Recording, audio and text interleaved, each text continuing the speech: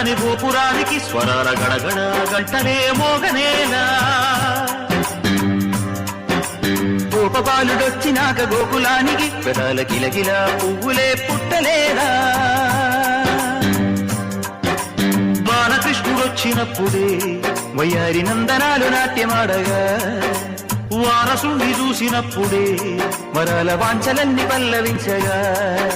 నందుడింత చిందులేసే అందమైన బాలుడే తనవాడై